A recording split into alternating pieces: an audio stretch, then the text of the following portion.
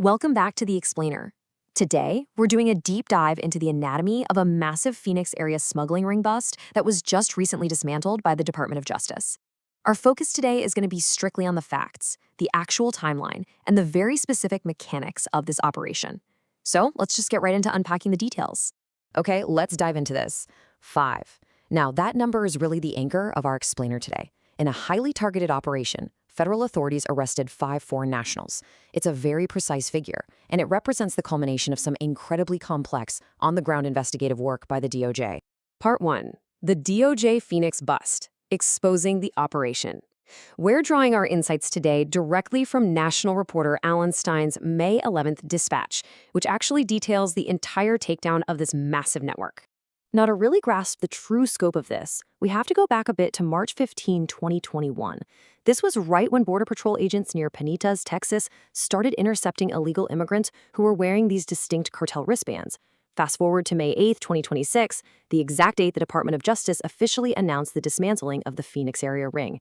You see, this recent announcement, it isn't just some isolated incident, it's actually the culmination of literally years of documented smuggling tactics out there on the border.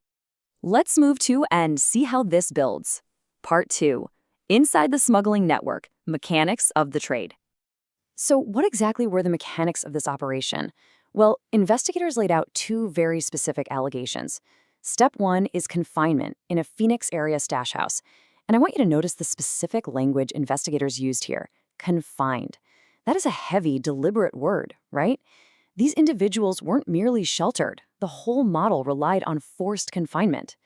And then step 2 involves being transported across state lines. This indicates a highly coordinated, well-oiled logistical network that was pushing deep into the U.S. interior. Part 3. Cartel tactics, control, and logistics. We're shifting focus here to the actual physical evidence used to run these illicit networks. Now, what's really interesting about this slide is this specific phrase from the reporting.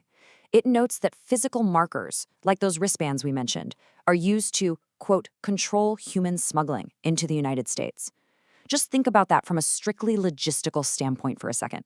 When you're managing an illicit operation that spans across multiple states, you have to have physical inventory control mechanisms. Those wristbands, they're tangible evidence of a highly organized tracking method. We are basically looking at 2 completely opposing forces at work here.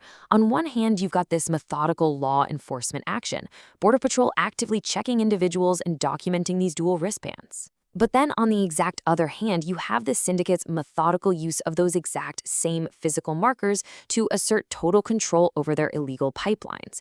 Investigators essentially uncovered the precise logistical tools being used by the very networks they are actively trying to dismantle. Part 4. The suspects. Who was apprehended? Remember those 5 foreign nationals arrested by the DOJ that we talked about earlier? Well, here is exactly who they are. We have 4 Mexican nationals: Rigoberto Rengel Mora, Jesus Marin Esquivel, Alejandro Ambrosio Espinosa, and Enrique Cervantes Barrera. And additionally, there is 1 Guatemala national, Ingrid Bolanos Gomez. These are the specific named operators taken down in this Arizona-based enforcement action. So the crucial point is Part 5, Summary of the Operation, the Big Picture. Let's pull all these micro details back together into a wider view. When we put all these pieces together, a really clear picture emerges. A Phoenix area stash house used for confinement is dismantled. 5 foreign nationals are arrested. A massive interstate transport network is completely disrupted. And it's all inextricably linked to those documented cartel control tactics, like the wristbands. And this brilliantly illustrates how taking out just one of these interlocking puzzle pieces disrupts the entire operational chain of a massive smuggling ring. With the harsh realities of those confinement stash houses and the specific logistics of cartel wristbands fully exposed, it really leaves us with one major question. What will federal authorities target next in this sprawling network? Because as these syndicates inevitably adapt, the landscape of border security is undoubtedly going to keep evolving.